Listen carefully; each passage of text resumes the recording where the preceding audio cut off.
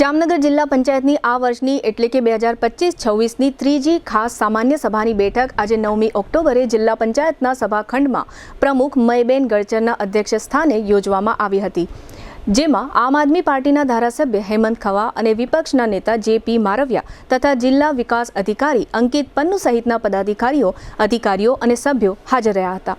શાસક પક્ષે આ સામાન્ય સભાને ખાસ સામાન્ય સભા તરીકે બોલાવી હતી, પરંતુ વિપક્ષે કરેલા આક્ષેપ મુજબ શાસક પક્ષના પદાધિકારીઓ અને અધિકારીઓએ આ બેઠક અંગે કોઈ હોમવર્ક કર્યું ન હતું। નાણાકીય બાબતોની તેમને જાણકારીઓ ન હતી। વિપક્ષે ત્યાં સુધી કહ્યું કે આ પ્રકારની તૈયારી વિનાની બેઠક બોલાવીને શાસક પક્ષે સૌનો સમય બગાડ્યો હતો, જેની સામે શાસક પક્ષે એમ કહ્યું હતું કે આ ખાસ સામાન્ય સભા જુદા જુદા 3 મુદ્દા માટે બોલાવવામાં આવી હતી। 15માં નાણાં પંચના જે નાણાં અત્યાર સુધી ખર્ચ કરવામાં આવ્યા નથી તે નાણાંનું હવે પછીના ખર્ચમાં આયોજન કરવાનો મુદ્દો હતો। આ ઉપરાંત વર્ષ 2025-26ના અમુક કામો જે લેવામાં આવ્યા ન હતા અથવા જે કામો બેવડાયા હતા તે કામો અંગે નવેસરથી આયોજન કરવા માટે આ બેઠકમાં કામગીરી કરવામાં આવી હતી। આ ઉપરાંત વર્ષ 2025-26ના બજેટમાં આંગણવાડી માટે ₹50 લાખની જોગવાઈ કરવામાં આવી હતી। તે અંગે નવું ડેવલપમેન્ટ એ છે કે આ રકમ સરકારમાંથી ગ્રાન્ટ સ્વરૂપે આવવાની હોય આ જોગવાઈની રકમને ફરીથી સ્વભંડોળમાં લઈ જવામાં આવશે। આ ઉપરાંત શાસક પક્ષ તરફથી કેન્દ્ર સરકારના તાજેતરના જીએસટી સુધારાઓના સમર્થનમાં પ્રસ્તાવ રજૂ કરવામાં આવ્યો હતો, જો કે વિપક્ષના સભ્ય અને ધારાસભ્ય દ્વારા એમ કહેવામાં આવ્યું હતું કે આ ખાસ સામાન્ય સભામાં નિયમોને નેવે મૂકીને કામગીરીઓ કરવામાં આવી હતી। આજની જિલ્લા પંચાયતની આ ત્રીજી ખાસ સામાન્ય સભા અંગે વિપક્ષના નેતા જે.પી. મારવિયા, જિલ્લા પંચાયતના ઉપપ્રમુખ હસમુખ કણઝારિયા અને ધારાસભ્ય હેમંત ખવાએ આપેલી ટૂંકી વિગતો પ્રસ્તુત છે। જામનગરના ફૂડ લવર્સ માટે આવી છે શાહી ભેટ। જામનગરનું ખ્યાતનામ પાપા લુઈસ પિઝા હવે પ્રવેશે છે પોતાના બીજા વર્ષમાં અને સાથે લાવ્યું છે એક અનોખો food festival of 101+ dishes. Unlimited પિઝાની વેરાયટી સાથે પંજાબી, ગુજરાતી, ફુલકા રોટી, Chinese, South Indian, Italian taste અને પાણીપુરી તથા ઇન્ડિયન મીઠાઈ સહિત 101થી વધુ સ્વાદિષ્ટ વાનગીઓ, તે પણ અનલિમિટેડ। લંચ માત્ર ₹293 અને ડિનર માત્ર ₹345 જીએસટી સહિત। દરેક લંચ અને ડિનર બાદ ફ્રી આઈસ્ક્રીમની મીઠી મોજ તો ખરી જ। દર બુધવારે ખાસ ઓફર, લંચ બફેટ ₹293 ને બદલે ફક્ત ₹239, ડિનર બફેટ ₹345 ને બદલે ફક્ત ₹279, એટલે કે સ્વાદ, મજા અને બચત ત્રણેય એક સાથે। બર્થડે પાર્ટી હોય, કોલેજ ફ્રેન્ડ્સનું ગેટ ટુગેધર હોય, એન્ગેજમેન્ટ પાર્ટી હોય કે કોર્પોરેટ મીટિંગ અથવા મસ્તી ભરી kitty party, Papa Louis pizza બની ગયું છે આખા જામનગરનું ફેવરિટ ફૂડ ડેસ્ટિનેશન। સ્થળ Papa Louis pizza, Awadh square, Jamnagar Lalpur road, near Shell petroleum, green city, Jamnagar. સંપર્ક 96 243 33 355। પાપા લુઈસ પિઝા, એકવાર આવશો તો વારંવાર આવશો।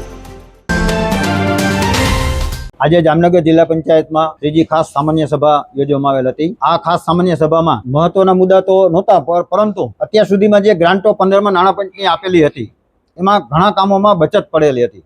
આ બચત રકમનું આયોજન હતું અને અમુક કામો જે ન થઈ શક્યા હોય અથવા કામો ડબલ બેવડાવતા હોય એના ફેરફાર કરવા માટેના અગત્યના 2 મુદ્દા હતા। સ્માર્ટ આંગણવાડીમાં જે 50 લાખનું ભંડોળ રાખેલું હતું એ ખરેખર હવે સરકાર ડાયરેક્ટ ગ્રાન્ટ આપે છે, તો આ ભંડોળને પાછું સૌભંડોળના સદરે પાછું લેવા માટેનું આયોજન હતું। જીએસટી રિફોર્મનો આભાર માનતો પ્રસ્તાવ અમે રજૂ કરેલ છે। વિરોધ પાર્ટી છે ને વિરોધ કરવાનો જ છે, એ વિરોધ કરવાના જ છે, એને વિરોધ કર્યો છે, બાકી તમામ સભ્યો સમર્થનમાં હતા। આંગણવાડીની રકમ ફાળવી નથી। આંગણવાડીની રકમ અમે ભંડોળમાં 50 લાખનું આયોજન રાખ્યું હતું બજેટમાં, પણ એ આંગણવાડી સ્માર્ટ આંગણવાડી માટે સરકાર હવે ડાયરેક્ટ ગ્રાન્ટ આપે છે, એટલે આ ભંડોળ અમારું એમનું જમા પડ્યું છે, એને પાછું ભંડોળમાં પાછું રિફોર્મ કરવાની વાત।